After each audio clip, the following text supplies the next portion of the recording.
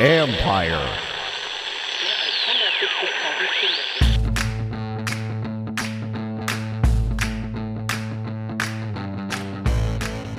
Hello and welcome to my podcast. Do me a favor, subscribe to the John Conn Report wherever you get your podcast. If you're watching on YouTube, like button, subscribe button. If you want to follow us there, it's at Empire Media, A-M-P-I-R-E. It's always much appreciated. But today, I'm joined by the voice of the Washington Commanders and ESPN 630 host, Bram Weinstein, as we rehash the 24-14 preseason loss to the Kansas City Chiefs. A lot to dissect, starting with the defense and the third downs in particular. Why is that still a problem? Why it remains a concern, even though it's only preseason. It's still a concern because of what they showed last year. We get into all of that. Dive into Carson Wentz. There's some really good to look at, and there are a couple things we say, okay, maybe this is what holds him back a little bit. Is the offense better with him? Well, yes. So we get into all that as well. The offensive line, Brian Robinson, Antonio Gibson, and much more. A lot to dissect. So I'm going to get right to it. By the way, you can follow Bram on Twitter at RealBramW, and you can read my work, of course, on ESPN.com. Having said all that, let's get to my conversation with the voice of the Commanders, Bram Weinstein. All right, Bram. So I think the big question is now, after these first two games, is this team going to win a game this year? The hard-hitting questions to start it all. That one, I was completely unconcerned after the Carolina game. Like, there were some mistakes, obviously, and you expect mistakes.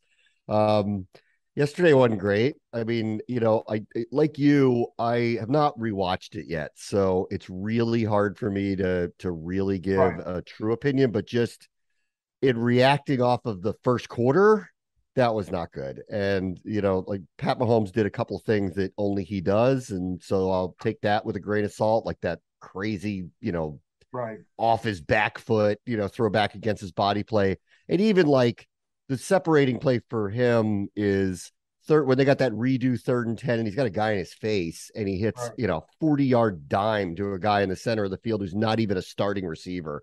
Like, those are things that he does. And that stuff, like, concerns me little, because what are you going to do about it when you're playing somebody who's that good? That said, what was he on pace for 600 yards passing? They couldn't stop them on 3rd down.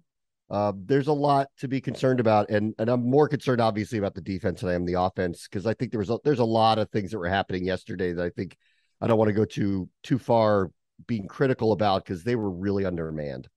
Well, and offensively, I think there are definitely more positives to build on. So we'll get to that in a minute. But let's stick with the defense, because that's the issue here. And I'm obviously being facetious when I say, ask that kind of a question. So for people listening, I was just kidding. I think they'll win games this year.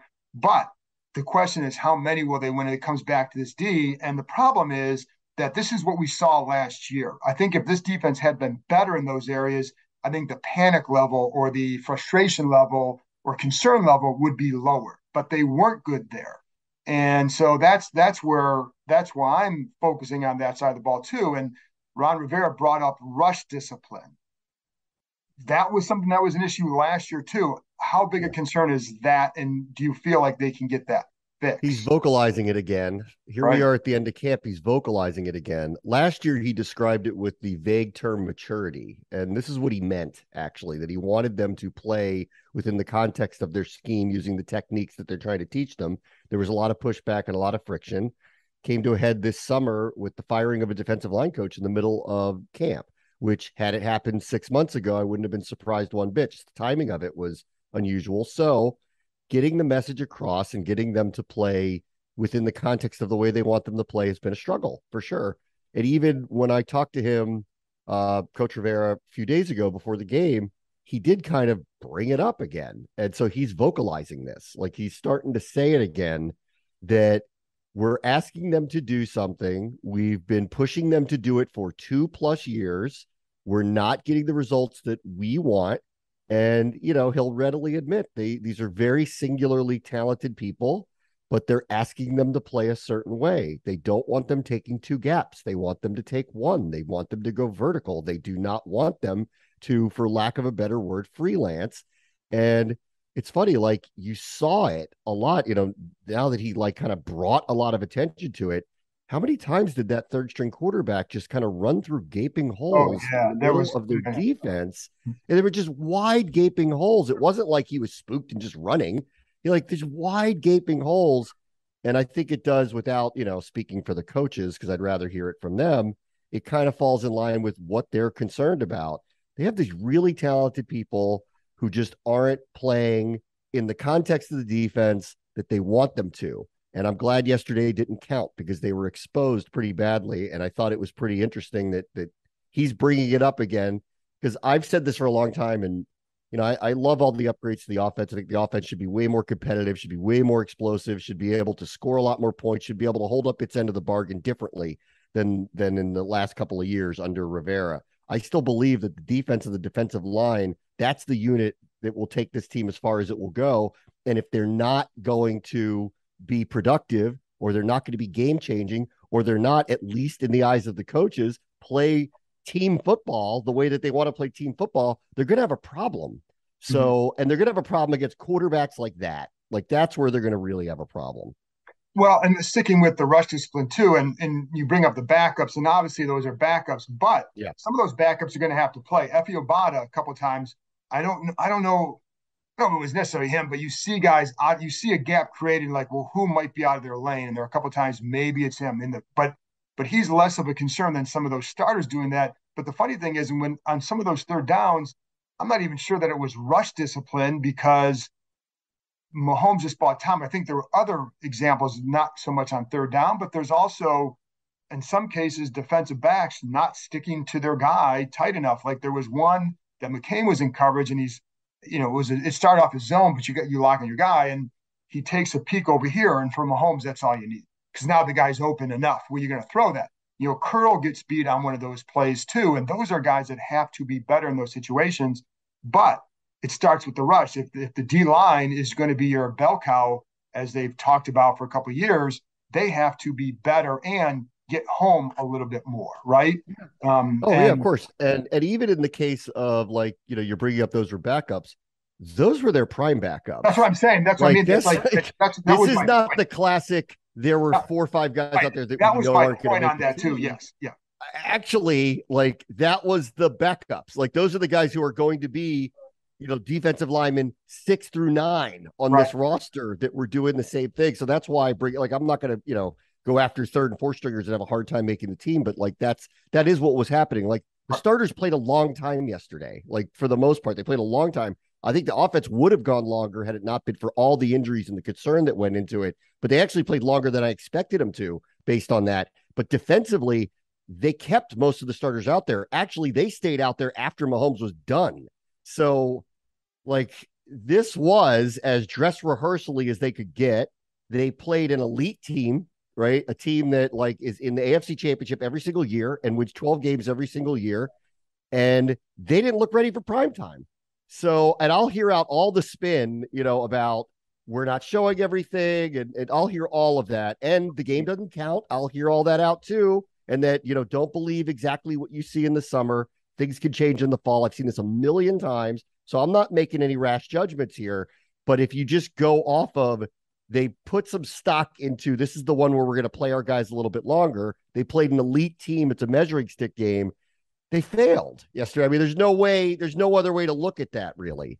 Well, and I think the other thing too, along with that, is if you're showing things that win consistently. Again, you go back to the rush discipline. You consistently show that. And listen, sometimes you get shoved out of your lane. We know that, like it happens. But if it's happening consistently, then it becomes an issue. So that to me is more troubling than whatever the score is, because over time consistency wins with approach and all that.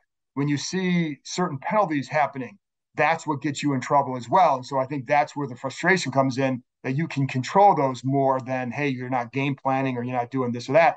And there were times where Mahomes just makes a Mahomes play. And so you have to live with some of those. Yeah. But did you put yourself in position to defend that play? Could you do that better? And the answer in some cases is absolutely yes. And the more you do that, the better off you are. So while that's a good team, like as you said, and I think there's some things that were troubling that came out of that because of some discipline aspects as much as anything. Yeah.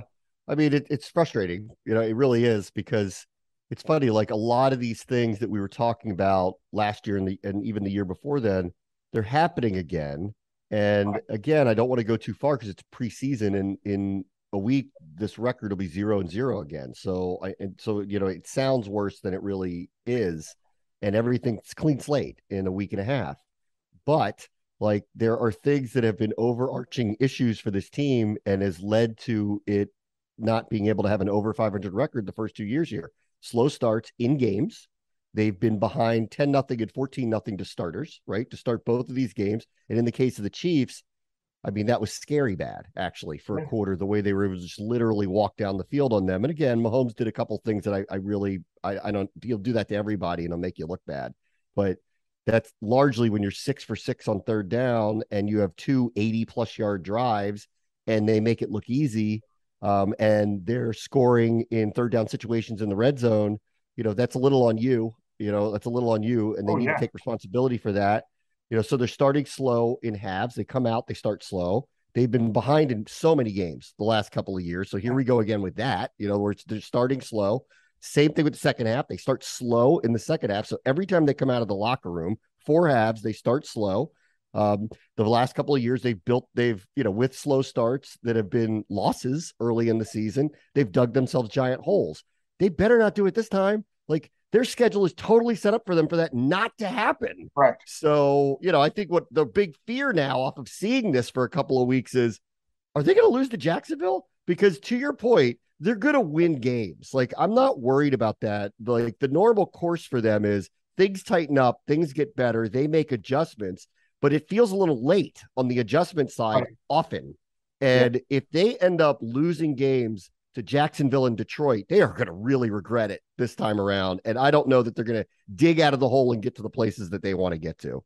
Well, that's been my concern with the last 2 years are the slow adjustments. Sometimes it takes 3 or 4 games to discover something that you probably could have known better in the summertime, whether it's through more preseason play, whether it's just through different kind of practice, whatever, joint practices, whatever. And that it's been slow to adjust, whether it's Collins or Troy Apke a couple of years ago, et cetera. Then I think, that's where some of the concern is, to your point. And listen, all we have to go, like, you're right, in a week and a half, it's 0-0, you're looking ahead, and that's all that matters. But this is all we have to go on right now. It's another step in the process. So we have to kind of go off what we're seeing right now. And, that's where it becomes troubling. Are you concerned with the secondary, the back seven, or is it more just the front has to get it right? Oh man. I mean, I need to rewatch to really answer that, but Kendall Fuller's just had a great camp, like a really, really, really great camp. He was terrific yesterday in the game. It was tested over and over and over. And he stood out to me. Yeah. I am less concerned about the back seven than I thought I would be. I could be proven wrong about that in the season. I know Jackson had a bad penalty that gave them a second chance. On first glance, I didn't think it was that bad, but again, I haven't really rewatched it. Anyway, they called it. You got to watch it, whatever. It didn't feel it deserved a flag in real time, but whatever. So I am less concerned about the back seven than I am about the front. I really feel like the pressure needs to be put on those guys. Like that's going to be the group that's going to determine whether they're a good defense or not. They need to be disruptive and they need to make plays. And I don't see a lot of it here. And and I'm not going to blame not having Chase Young for it. Like they need to. Montez Sweat is talented for them, right? Montez Sweat is talented with or without Chase Young out there. Right. If you want a big, so is Payne. Right. If you want a big contract, you can survive without Chase Young being on the other side. You can still make plays, and I think that's what they have to get to. I mean, nobody looks better coming off the bus than Montez Sweat, right? The way he runs and moving. And not just put all on him, but he's a guy that can be a playmaker for them. And, so I think that has to get done. What about the linebackers? I think Jamin Davis is getting better, actually. I'll have to rewatch to look at him, but I think he's getting better. I thought the way Jack Del Rio described it when he met with the media earlier this week was pretty apt. And what I've kind of seen, like, he's just like, it's just kind of, it's coming faster to him. Like it's clearly coming faster to him. He is where he needs to be more often than not, where he's flashing on the screen a little bit more now. And so I think that's a really good positive development. I think there was a lot of concern. It still should be at the linebacker position, but actually through the first couple of weeks of the preseason, I kind of like Holcomb and Davis. And I think that those two have shown up, and I feel a little better about the position there. I still think they don't have much depth, obviously, so an injury could be devastating for them. And when Holcomb gets caught in coverage with really good tight ends or really good running backs, it's going to be a problem. And that's just, I think that's, if the coaches are expecting him to be really good at that, I think that's a hard ask, I think, for him. But when it comes to, the responsibilities of playing the position, I am less concerned than I was going into the season. And with Davis, I see him making plays now. And so I think it's coming along for him. And, if he becomes an impact player, it's a big deal for them. He had a couple nice stops in the hole yesterday, filled it pretty well. He also had one time where it was like a 12-yard completion, something like that, inside the red zone where the running back comes out. He starts to rush. It looks like he hesitates because I don't know if he's supposed to take the back or rush, but he got caught in between mentally, and he kind of hesitated, kept rushing a little bit more, but not full out, and the running back leaks for an easy pickup that looked like it was his guy. And so, but that was one thing that on the negative side for him, but I did see him filling the hole a lot better, continuing to fill that better. So, I think with the secondary, Derek Forrest, I think, has done a nice job when he's been in there. And I think he's done a nice job in special teams as the punt protector. So I think, and he's usually one of the first guys down covering the punt. So I think he's going to help as probably another Deshaies or Everett type. So I think that's been a positive back there. Still concerned about the secondary depth, but that's injuries. Let's flip to the offensive side of the ball and the starters. A couple nice drives going, couldn't convert on third down. What did you think? Yeah, I think that's the missed opportunities of yesterday. Was the offense was, how many times were they in Kansas City territory and punted? They were right around midfield 3 times on the starters. Yeah. So I think that there's something there to look at and find out what's going on there.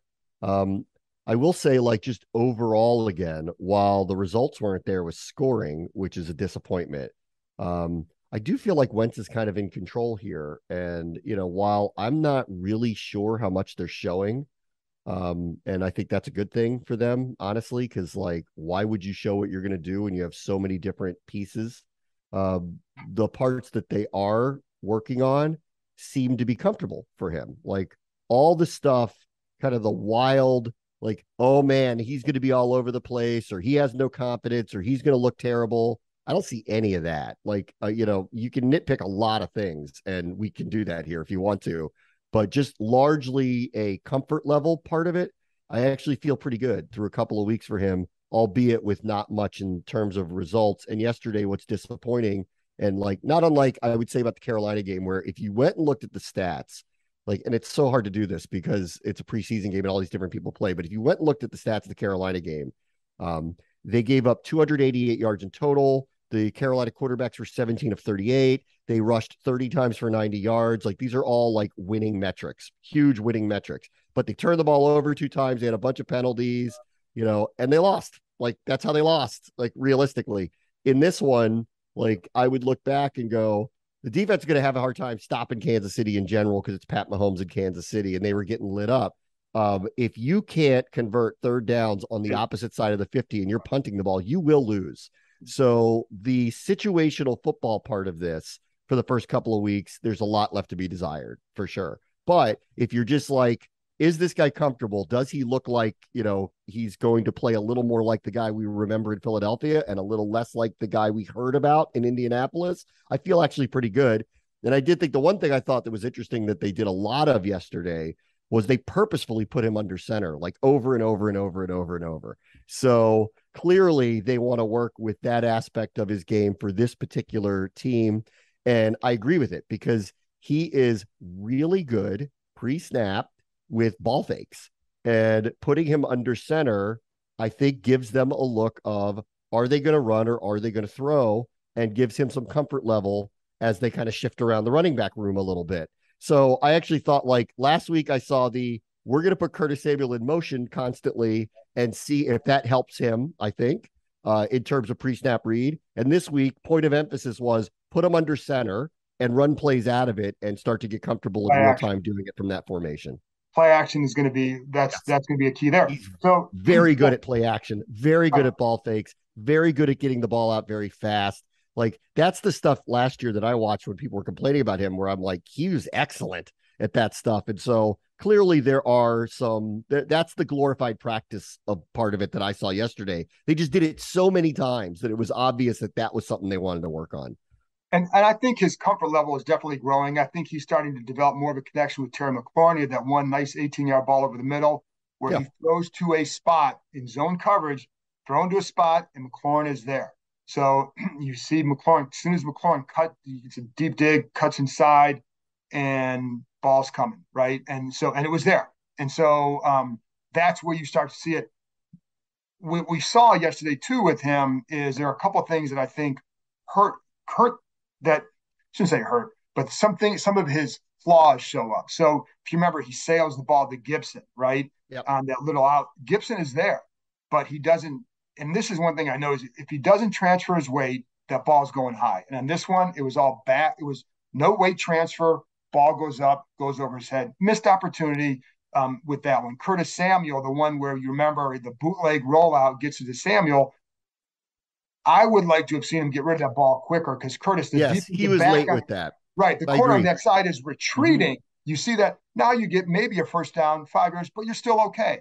That one felt like he wanted to take a shot, realized it wasn't there, got it to Samuel a little bit late, and just didn't maximize the play. But I agree with you. In real time, it was, had he gotten that out of his hands, that's first down for sure. Right. And that, again, some of this is nitpicking because I think that by and large, he's going to be a good quarterback for them, better than what they've had.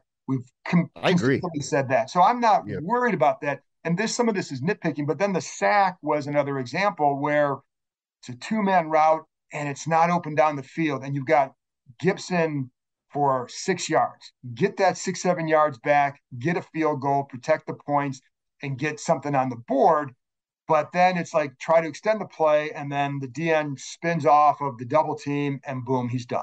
So, but that's another one where, again, like you got, and he even said this: protect those points. He knows that he shouldn't have taken the sack there, but that's when where people say, does he hold the ball too long? Is that an example of that where you have the check down and but he's looking for the first down or the bigger play. Yeah. And then, again, I don't know. I saw a lot of it last year where I felt like he held the ball a tick too long, a lot. It got him in trouble. And that's why, like, I think from the get-go, we started talking about this stuff months ago. Like, the slow developing stuff to me is where you potentially put yourself in danger with him.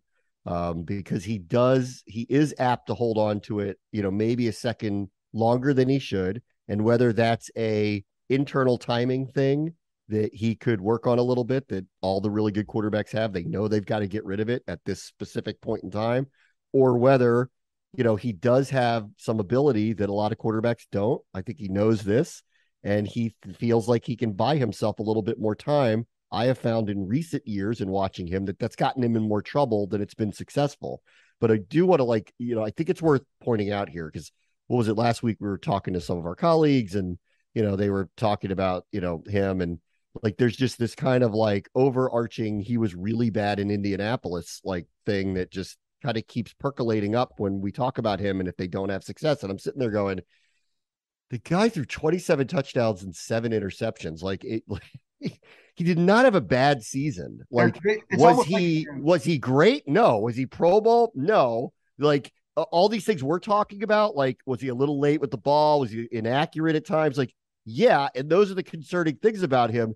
But this kind of overarching, he's like terrible thing, I don't know. I don't understand where it came from. And even through the, wonkiness of the first couple of weeks of camp, I don't know how anyone's still coming to that conclusion right now. Like, they're better with him, like, considerably better with him. Is he perfect? No. Like, does he look like he's going to be a top 5 quarterback right now? No, but like, he makes them way better, way more explosive, and they are holding a ton back right now. Yes. So until we see it in the first few weeks, it's just so hard for me to come to any other conclusion than I actually feel more comfortable with him than I did at the start of camp or the first couple of weeks of camp, where there was just a lot of inaccuracy in practice and it got me worried.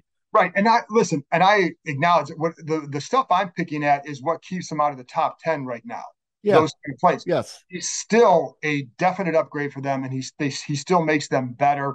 And there are plenty of examples where it's like that's just a good throw. He has some times where he's looking left and he's coming back, working back, and he's side arming it almost to Armani Rogers, and he picked up that little crosser underneath, a little bit high, but Rogers makes a nice grab, and it's a good job by Wentz getting around under. It wasn't complete duress, but he can get around quick and gets that quick twitch out. And he did that last week, and he showed it again this week. That's an example of where that special arm talent comes in, is that you see that with him. So he's definitely an upgrade. And like I said, I think the encouraging thing to me is the connection that he has, that he's developing with McLaurin. And the other thing, too, is what that arm does, like that little tunnel screen to McLaurin. Because he gets it out there so fast, the defense has a harder time getting to. It gives you an extra yard or two of cushion to make a move and get yards after the catch. And you saw that on like that little tunnel screen to McLaurin, that he gets yards after the catch in part because of Wentz's arm. So just to be clear with people, when you talk about this, there are things that hold him back a little bit and things he does very well. And I agree with you. It's almost like people think he was Nathan Peterman, for God's sake. Right. They talk about it like he was terrible last, like that's become like this overarching thing.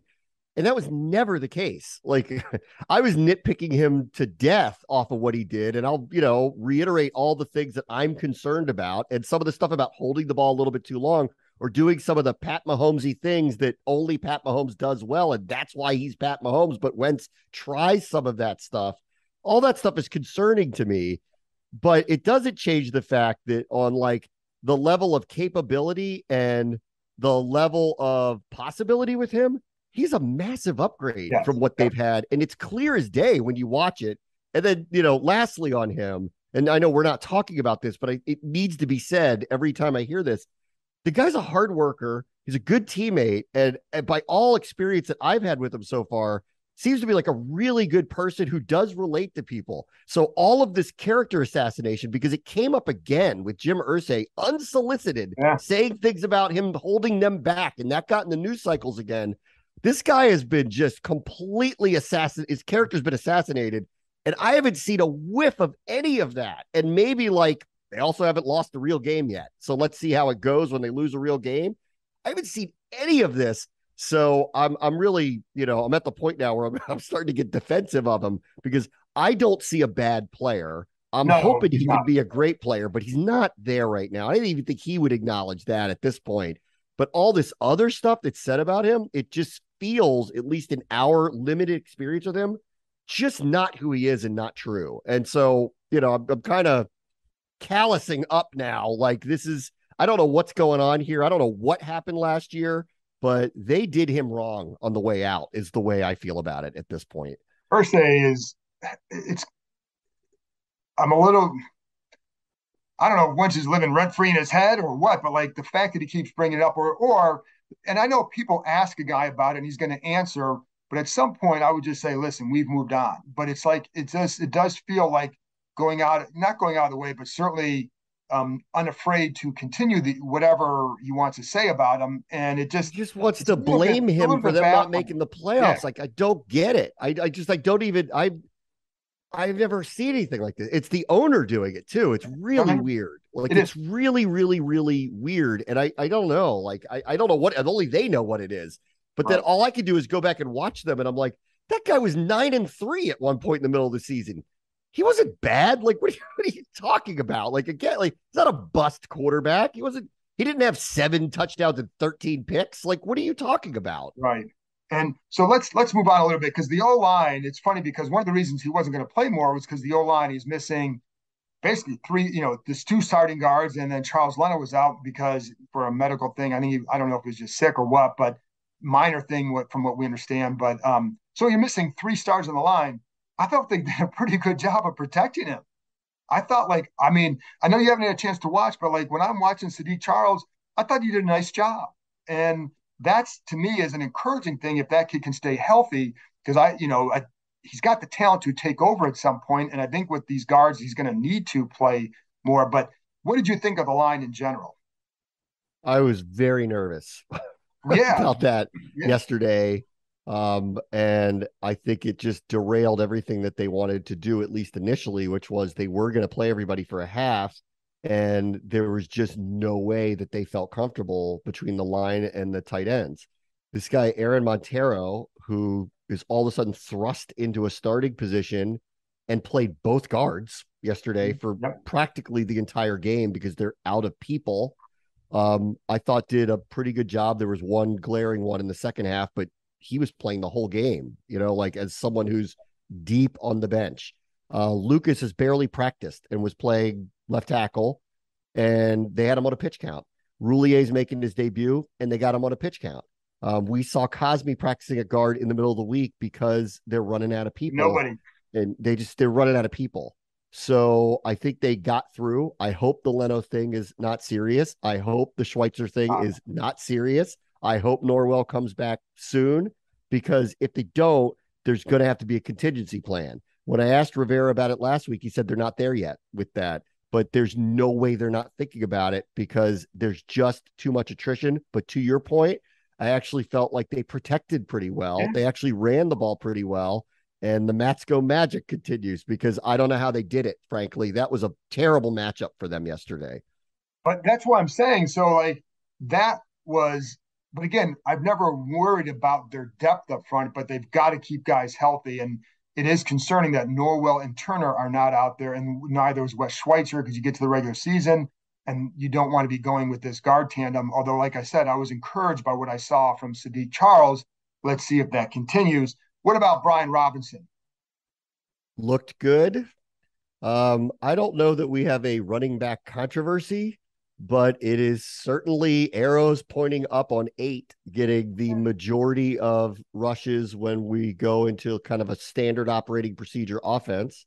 You saw how they utilized Gibson in space, and I think in space he might be their best performer.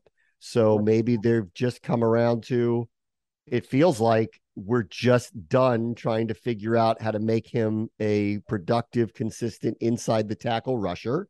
We are going to use him. He is going to be a big part of all the things that we do, but we drafted a guy who has the pedigree to do this. So I think we're just kind of seeing this in real time. I didn't expect this to happen. I think that's why it caught us all off guard. And that fumble seems to have gotten a little bit of throw your hands up from the staff, and they've just decided we don't trust him that way. And they know that he's too important and too good of an impact player to not have him on the field. So he's going to play, and he's going to play a lot, and he's going to have carries, like any other running back would. But it's pretty clear now that the ship is sailing on the idea that Brian Robinson's going to carry a small amount of the load. He's not. I think that's been exposed here.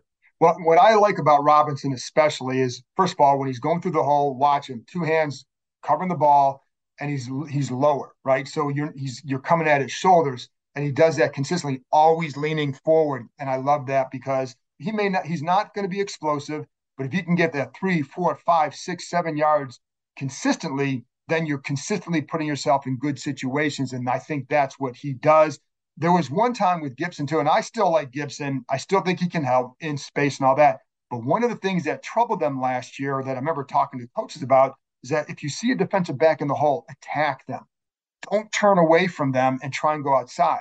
And his first carry yesterday was a -1, and he's going to the outside 32. Safety's up in the hole, but it's kind of a bigger hole. Lower your shoulder and just go at him. Get 3 or 4 yards. But he tried to bounce wide, and the tight ends are, Wolf and Rogers have the double team, comes off and makes a stop for -1. You could have had 3 or 4, and that's the kind of run that they want to see, and that's what Robinson has done consistently. So I think that's a difference.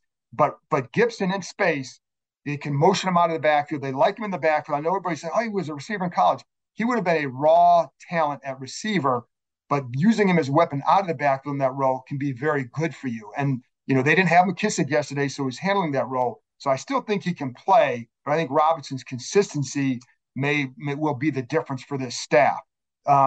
Anything else jump out of you? Armani, your guy Armani Rogers, to me, just keeps getting better. Yeah, I think. Well, they had to lean on him. I mean, they had no choice. That was as thin as it could possibly get, and they were nervous. Frankly, the coaches told me they were nervous about how much they were going to, lean on Rodgers and Eli Wolf to play because that's it. That's all they had. So let's see where the injury situation is with some of these other guys for this week. I have a feeling you're going to hear a couple of veteran names come in, if for nothing else, to get through this Ravens game, so that they have enough able bodies to do it. And listen, I think he's a great camp story. Like, the guy was a quarterback in college. They're converting him. He caught my eye early. He's very smooth when he runs. He clearly kind of gets it. He's just a football player. I'd have to ask the coaches about the blocking part of it, because I'm sure that is quite a transition to the NFL for him. But when it comes down to the idea of, can he be a viable option as a tight end, he looks the part to me. Yeah. And at this point, considering what's happened, it feels very likely he's going to make the team. I mean, I've heard nothing about Logan Thomas coming back anytime soon. So he, hopefully Bates is healthy and is their number one. Hopefully Cole Turner gets to play a little bit here and we find out, what he's about when we get him in some real games. But right now, I'd say Rodgers is, at this juncture, a lock to make the team as the third until Thomas can come back. I liked what I saw from Rodgers in the blocking game yesterday, and I think he's done it. I think he has steadily improved there, and I like his chances a lot now to make this roster just because of his improvement there, because that was the key. We know he runs well, and there's some details of routes that I'm sure he's got to get better at. But the blocking, I felt like, was good. He, those sift blocks behind the line, does a nice job there, and I felt like even at the line, he did a good job of working his feet to get an advantage on some guys. That was an improvement to me. So that was good to see in that regard. So, the other thing, last thing too, the one thing offensively, you're right. Like, I've heard this past week, like, you guys, basically, they've shown us nothing in camp what they're going to do. In those last couple of weeks when the practices are closed to the media is when they're going to start to put in a lot of stuff that we'll see in the regular season. And so I'll be curious to see how much it changes. Then it's going to change too when you do get a Logan Thomas back and J.D. McKissick is back. When he wasn't there yesterday, but is he a part of the offense with Thomas out there? It changes things for this offense. So I'll be curious to see where it goes. I'm more encouraged by what we've seen there than by what we haven't seen. And the last thing on defense, Bram, no turnovers. This group needs to start forcing more. They don't. It's one thing to be bad on third down. They don't force turnovers either. It's not a good combo. Well, thanks, Bram, for coming on, and thank you, as always, for listening. I'll be back on Monday with another practice report. I'll talk to you next time.